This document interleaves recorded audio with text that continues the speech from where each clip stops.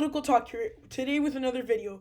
And today we're going to be looking at the 2020 presidential election and going into exactly what would happen if the elections were held today. So this is essentially my prediction regarding everything that has been happening over the last month and even this week. I made this video earlier this week, but I guess I have to update it because all the craziness that has been kind of rolling around in the world. And honestly, this election will be constantly updating and changing. So that's why I'm going to make a weekly or sometimes bi-weekly in this scenario when something crazy like that happens, um, election prediction. So looking at our safe states, I've always said this, our safe states will always be the same. And if the election was held today, honestly, Donald Trump would be kind of lost in a landslide. Honestly, right now, Joe Biden is looking like a very strong candidate. As for the future, who knows? As a future, we don't know if Donald Trump bounces back or something. But still, we're just looking at the election as if it were today. So, where do the Republicans actually benefit from this today? Speaking about today, right now, I think Republicans don't benefit anywhere. The places that were slightly losing, they're going to be losing by a bigger margin. And essentially, this prediction is going to tell you exactly what I think the Democrats might be able to achieve after all these movements and things like that. So these are going to be your swing states. Some of them are going to be closer than others. But let's just start with the likely states. Okay, with the state of Nevada, this state is going to be likely in any scenario. Yeah, it could tighten it up a little bit.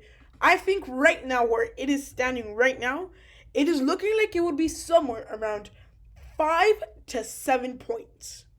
Now, for the state of Nevada, that's pretty big margin, considering that Republicans were winning this state as far back as 2004. So still, it's been slowly trending more Democratic, but still, the trend is what matters, and I think, honestly, Nevada is looking like it's going to go by 5 to 7 points. Colorado, I can say the same thing, but yeah, I can say it will be a little bit less, probably like 5 to 6 points. I think the Nevada range might be a little bigger than the range in Colorado. Still, Colorado will be pretty safe for the Democrats. I mean, it could be contested, but at this point, it's looking pretty good for the Democratic Party. Something crazy has to happen for them to lose grip from that state. When we go to look at other likely Democratic states, we can see the state of Virginia.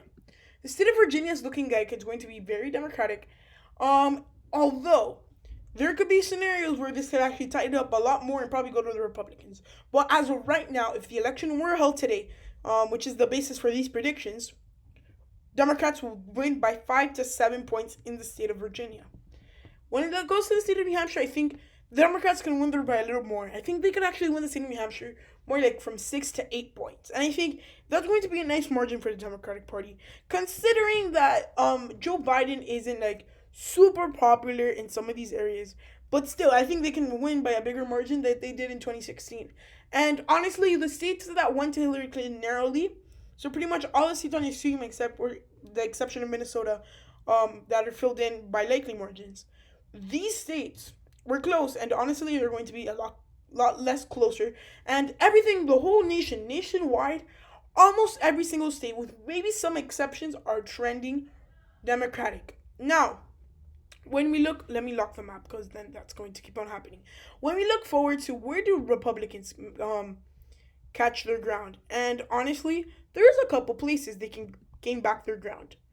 What are they going to have to do? They're going to have to run up some of the margins in these places. State of Texas, at this point, speaking, I think that state of Texas is pretty safe for the Republican Party. I think it goes from anywhere from 7 to 9 points for the Republican Party. Still be close. I mean, if Joe Biden puts enough effort into the state of Texas, he probably could bring it down to a lean margin and probably do 2 or 3 points. But again, Joe Biden is no beater or brick. He's not running for the president of Texas. So, I don't think he's going to be able to get even that close. And I think if he's going to get to a point, I think it's going to be overperforming Hillary Clinton by 2 or 3 points, which will still put in the likely margin. Same thing in the state of Iowa. But though the state of Iowa, I think at this point, it's gone down a little bit in characterization. So actually, I'm going to keep that for later. But I think out of all the seats that are left, I think at this point, speaking of today, there's no more states for the Republican Party. I think it's only going to be Texas. Um, Republican Party has been losing a lot of grip in different places, and at the end of the day, it's going to be affecting them. Now that I think of it, Maine's 2nd Congressional District might be the only place where they still have a likely margin. The reason being is that, remember, that district is a very conservative district. Okay, it's in the state of Maine, but that doesn't mean that it's very conservative. You have a lot of rural areas up in that part of the state. Because think about it, the main population center in Maine is Portland, Maine, and that's in the southern part of the state. Other than that, people are on their own. They're like in the woods and things like that. So for that reason, I think someone like Donald Trump will have nice appeal there. And since you haven't seen as big of an effect of the protests and things like that happening there, we might not even have to see a chance of even worrying about that state going to the Democratic Party.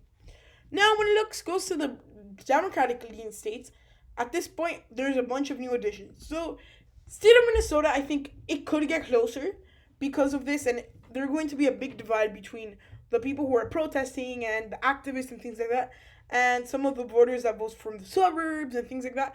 Because look, that is going to be something that is going to be fought in the country.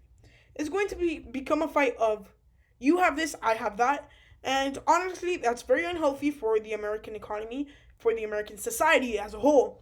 And honestly, we're going to be seeing that same effect all across the Rust Belt.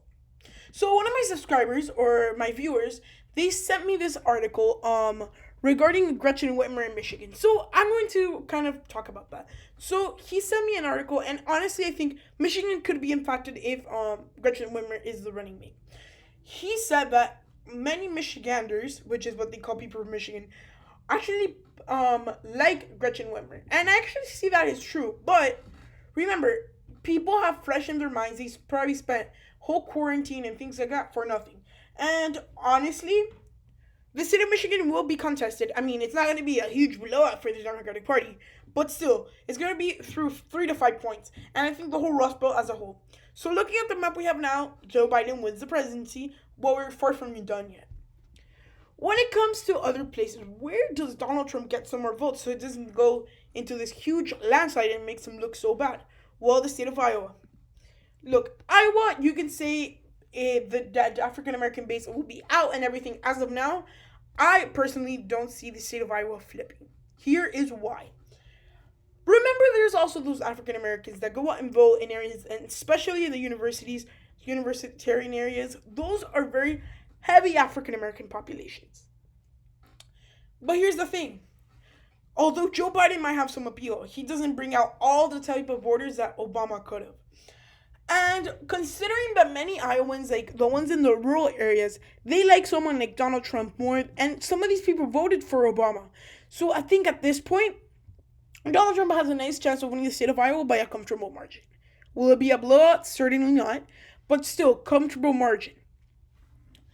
And at this point, that is it for the Republican Party, except in Nebraska's 2nd Congressional District. Look, this district is kind of made up of 2 major areas, Lincoln and Omaha, but then you also have the suburbs and the rural areas, which are heavily Republican in that state. For that reason, Donald Trump will narrowly carry it out. If you said someone like Bernie Sanders or something like that, then you would have Bernie Sanders taking that area by storm. But Joe Biden is this pretty boring candidate, I guess, for some of the people that live in these swing areas. And I think a lot of them will either stay home or just go vote for Donald Trump. Now we're going to be left with our lean states, our 12 states. And honestly, I think states like Georgia actually will come down a little closer. But actually, now that I think of it out loud, Georgia won't go to the Democrats. Yes, there's big movements for African American in these places. There's going to be high turnout of African American vote. Now, does that mean that Georgia goes? It could, but again, remember that in 2018, I'm going to make a lot of 2018 analogies because I think that's pretty relevant. 2018, you had high turnout overall, and especially high turnout from African Americans. So again, Stacey Abrams, she got close in that governor's race because she's running for governor in the state of Georgia. Joe Biden is not going to spend 24/7 in the state of Georgia, because then that kind of like makes him lose the election in other places. So for that reason, I think still with all turnout and everything, the Democrats will lose by a couple points. Probably like 3 or 4. The states that are left are truly the states that I think could actually flip to either side. And actually are the toss-up states. But I'm going to characterize them by the way I think they're leaning as of now. So let's just start with the state of Arizona. State of Arizona, at this point, it's looking like it's going to get a lot closer. Many people thought that Joe Biden was going to go win the state by 10 points, which still could happen. But I think at this point, things are tightening up in that state. And a lot of the suburban voters, which again, in the state of Arizona is a majority of voters are suburban. Because there's only one big city, and then the only people that live in the city is like a very small amount, and then whatever's in the surrounding areas is what really matters, the suburbs. So when you think about it, those areas kind of will turn Republican after everything. But as of now, I think it's leaning Democratic. And honestly, I wouldn't be surprised if Donald Trump is able to carry this. But still, I think Joe Biden will do an exceptional job campaigning here and possibly even winning. Okay, so the states that are left, Ohio, North Carolina, and the state of Florida. At this point, Ohio is looking like it might get a little closer for Joe Biden. And the reason for that being is that African-American movement is very high in that state. And I think, honestly, Joe Biden has some appeal in that state when it comes to some of the other folks, the ones that are working in the working class areas of the state as well. So combining those two together, I think that might be enough to push him a little bit over the necessary amount for winning the election. For winning the election in that state. And honestly, Joe Biden has a lot of experience in the state of Ohio. He's from that general area, I guess, from Pennsylvania and Delaware and that general mid-eastern area. And honestly, I think Joe Biden can narrowly carry it out as of now. And that's probably a very unpopular opinion right now, but still, I think he has a nice chance of kind of taking that. Now, as time goes on, I think this will change. This map is not going to be the map we're going to see on election day. We could see a lot more red on this map, or we can see a lot more blue on this map. And honestly, right now, we're looking at the more extreme blue scenarios, but still, we can see some extreme red scenarios. It's just going to have to be how each candidate spends their money and their resources. And now, the last and final two states are the state of North Carolina and the state of Florida. And we're going to look at it and go and characterize them. State of North Carolina, it's looking pretty safe to be a swing state. Like, honestly, this state might go to anybody. You have the heavy African-American populations in the cities. The growing suburbs in the cities. Now, you guys have to consider there's a strong Republican base as well. A lot of people that live out in the country. So, again, it's not going to be, like, hands up, super one party or another. But it's just showing, like, Donald Trump will lose a lot of his support. And those Democratic areas are growing. And I think the Democrats might have the upper hand. But now, sorry about that. Looking at the state of Florida, I think the state of Florida will go narrowly to Donald Trump. And I think that would happen because, look, Donald Trump has a growing base in that state.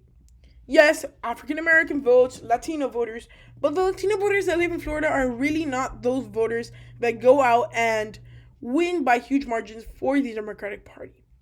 So, at the end of the day, I think the electoral count for this election will be 322 votes for Joe Biden, him winning against Donald Trump's 216. Guys, I want to thank you for watching, and if you enjoyed the video, please give it a huge thumbs up.